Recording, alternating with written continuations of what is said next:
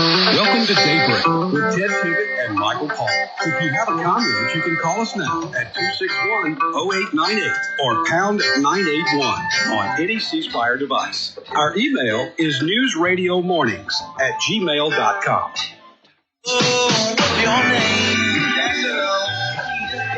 What a great song to introduce the special one coming up, the star of the show. And it is Gene Valentino. Hey, good morning, Gene. He's dancing. I'm looking at him on Zoom. Dancing Gene. the dancing machine, and watch out when he gets cooking, if you know what I mean. The man's all right today. Oh, yeah. Hey, I got something for both of you. I was listening earlier, and you were both correct. Paramount Pictures in the 1950s was the distributors of Popeye's show. The name was Bluto, B-L-U-T-O, but was changed to Brutus because of copyright infringements that Paramount Pictures was concerned about. It used to be a Broadway play called Popeye, and when it changed over to the cartoon series, they wanted to protect the rights of the name. That's pretty cool. That man knows everything. Both correct. Yeah, Popeye the Sailor Man. Yeah. I could use a little more spinach. Yeah, well, we probably all could use a little more spinach and a lot less, donuts. But Okay, are you ready? Yeah, I'm ready. Here we are. I got a few thoughts I want to throw out. All right, go ahead. We are living through an era where America has been compromised worse than ever before. Joe and Hunter Biden have used their positions for personal gain at the expense of America, at the expense of you and me. Hey, Joe, it's 7 grandchildren, not 6. Get your cognitive skills together and figure it out. You can be a few things, but you cannot dishonor a poor child who didn't ask for this mess. He has destroyed the moral integrity in the White House, and it's evidenced itself lately when we've got cocaine lying around outside the White House in the West Wing somewhere. No, there's nothing to see here. What do you say? There's nothing Michael? to see here, Gene. The Secret Service has already said there's nothing to see here, folks. Oh, yeah? Yeah, well, 1988, Hunter's arrested for a cocaine deal, and Dad had to remove his, expunge his record. Right. Then in 2016, he left coke in a pipe in a Hertz rental car. Right. And then 2014, Hunter is tested for coke and terminated eventually from the Navy. Yep. Oh, and now we've got coke. Not once, but in the news yesterday, evidenced 3 times in the last 12 months, drugs in and around the White House. Now, is that circumstantial evidence? Is there a preponderance of evidence? Or is now the Secret Service going to be as ugly and immoral as the Department of Justice and the FBI and look the other way? What is it, Michael? All right. So I'm not defending anybody, but I want to say this because I do have a past in law enforcement. I don't believe the Secret Service is hiding anything, and here's why. Because Hunter Biden is one of the few people. There are a list of people who can go in and out of the White House without going through security, all that stuff. Hunter is one of them. That's the son of the president. So he's not subject to having to put his phone and his belongings in the lockers where this was located. I do think it was somebody associated with Joe Biden, but I don't think it was Hunter. That's just, and look, I might be wrong. I'm just trying to use logic here because nobody checks Joe Biden when he comes in the White House to see if he's got drugs on him. Nobody checks Jill Biden. Nobody checks his kids and his grandkids. Yeah. That's just, I just don't know. But you know what?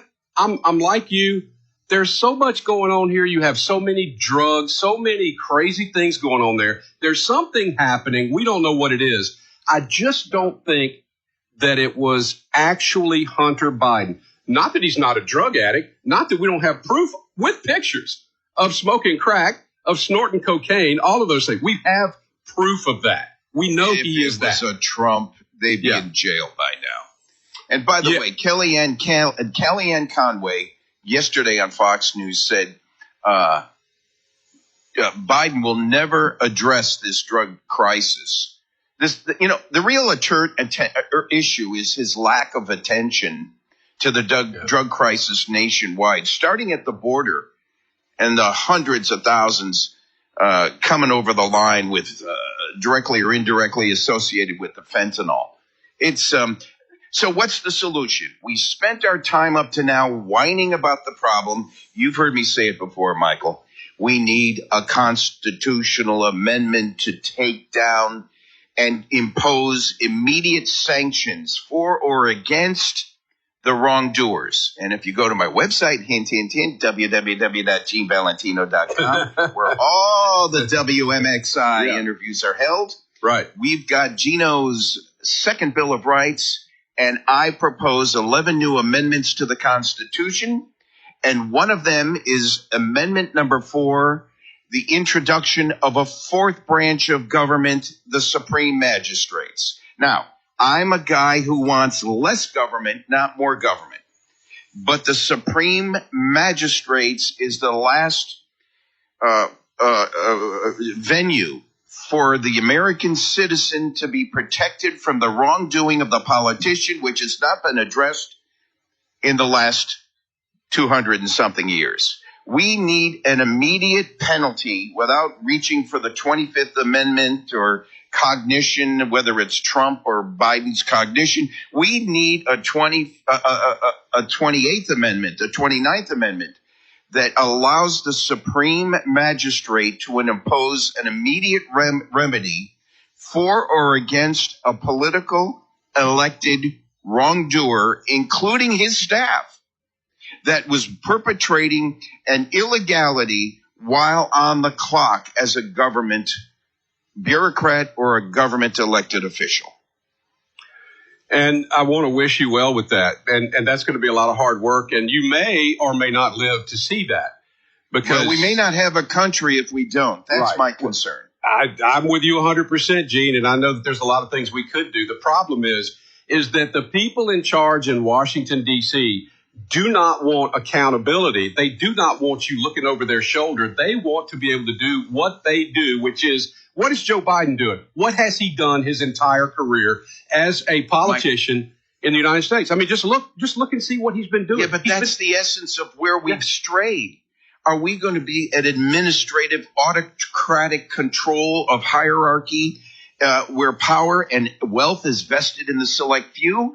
Or is this a democratic constitutional republic where the many control the wealth, the opportunity, the education, and the elected services, the services that our elected officials are to provide? The shoe is twisted and it's on backwards. Right. Well, I mean, when you really think about it, I mean, one of the big problems that we have in this country today is, of course, the big media and social media, the big social media companies are all on the side of what the Democrats are doing right now. So by them being all on the side, we don't really have a place for people, regular folks who are just out there doing their thing every day, taking their kids to soccer practice, taking the kids to piano lessons, going to work, doing the things that, I mean, heck, we're not parents anymore. We'll always be parents, but we don't have children at home anymore, neither one of us. So we have time to think about these kind of things and do these. But when you're young, you don't. That's the whole point. And so they're not getting it from the social media companies. They're not getting it from the national news media. So nobody knows what's really going on in this country. Well, the polls show that more Democrats are becoming independents. And hey, head spotlight on Mesha Mainor, Georgia Democrat lawmaker at the state level, switches parties. She's now a Republican. I saw that. As a Georgia state representative. Yeah. The hierarchy of control that the Democrats, these elitists, have painted themselves into a corner She said the ideals of the Democrat Party were not representative of the people, at least not representative of her. And the Democrats attacked her for confronting crime and the school crisis. And then there's this Congressman Jeff Van Drew from New Jersey, now a Republican, was formerly a Democrat, and he's in the House Judiciary Committee seeing some of this shenanigans up close and personal. No, Michael, we talked about the Convention of States, and I proposed that new amendments to the Constitution come from the Convention of States, because we're not likely, for the reasons you were pessimistic about earlier. I don't see future amendments coming from these congressmen. If they can't balance a budget, if they can't have term limits, if they can't have this ballot harvesting removed, and we get to a 1 day per, or maybe 2 days per year with a limitation on absentee ballots, we need these elements in place in constitutional amendments to protect the integrity of we the people. You and I running and the people listening running this government, not a few autocrats at the top who are taking it down a Marxist path, who are spending more time talking about transgender and queer preferences while our military is being minimized. And China sits on the sideline laughing at us like a bunch of fools. Yeah, I think the Convention of the States is a good organization. They have been pushing. In fact, I get an email nearly every day from Convention of the States. I'm on their email list. I've had some of those folks on the air here to talk about it. Mississippi has voted to have a constitutional convention. Okay, I don't know if Florida has yet or not. I'm not sure. Well, these issues could be brought out not just by one media source, but by all of the media. The larger mass of media in this nation, for some reason, has been manipulated and controlled by the major corporate elements that are funding these elected officials. Mika Brzezinski, just the other day, Joe Scarborough's wife, on MSNBC News, wastes everyone's time taking shots at Biden's aides as being at fault for his trip and falls and his blunders. Would you help me out? Where does she get off spending airtime when she's avoiding the real government issue?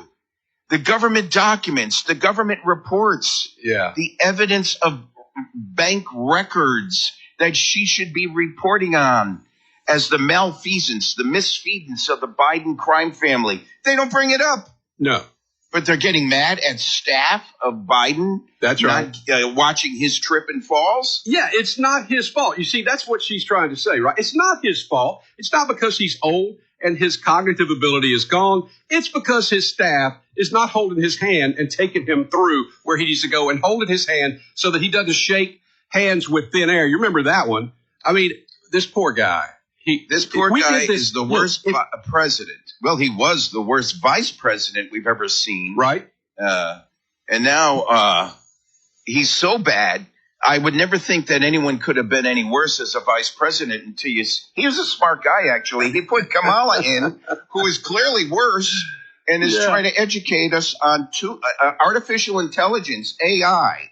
Oh, 2 letters. I saw that. I was laughing. AI is 2 letters. I was watching that laying up in bed last night, and I said, Jill, did you hear that? She goes, that woman is dumb. We need Jill in there as vice president. She'd do a better job. Oh, guarantee you. So anyway, all right. So we got about 15 seconds left. Let's wrap it up. 3,000 military reservists activated to help Ukraine, and the border stays unprotected. This is a shame, Michael. We need to get our representatives on it immediately. Yeah, I agree 100%.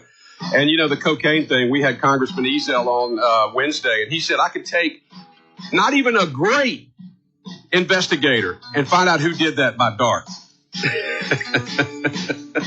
All right, Gene, thank you. Best to you, buddy. Don't blink, you'll miss a chapter. That's right. See you. Bye. It is 7:30 and Fox News is next. Good morning. Pretty woman walking down the street. Pretty